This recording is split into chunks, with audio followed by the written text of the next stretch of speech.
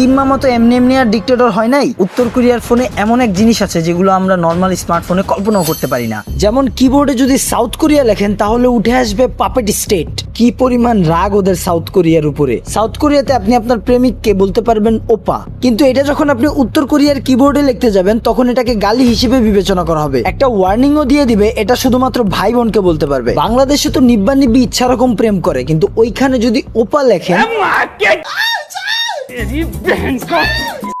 যেমন ধরুন ফোনে ওয়াইফাই অপশন আছে কিন্তু সেটা আসলে কাজই করে না। আপনি চাইলে ফ্রিলি ইন্টারনেটে ঢুকতেই পারবেন না। আর সবচেয়ে ভয়ের ব্যাপার হলো ওরা আসলে ইন্টারনেট ব্যবহারই করে না। মানে ইউটিউব নেই, গুগল নেই, ফেসবুক নেই, টিকটক নেই। তাদের জন্য আলাদা একটা ক্লোজড নেটওয়ার্ক আছে। প্রথমে গভর্নমেন্ট আইডি দিয়ে একটা স্পেশাল পোর্টালে লগ ইন করতে হবে, যেখানে শুধু গভর্নমেন্ট অ্যাপ্রুভড কন্টেন্ট দেখানো হয়। এই ফোনগুলো নাকি দিনে র্যান্ডম সময়ে নিজে নিজেই স্ক্রিনশট তোলে। মানে আপনি ফোনে কি করছেন সবকিছু নজরদারিতে থাকতে পারে। আল্লাহর কাছে লাখ লাখ শুকরিয়া আদায় করেন যে আপনি বাংলাদেশে জন্ম নিছেন, উত্তর কোরিয়াতে না।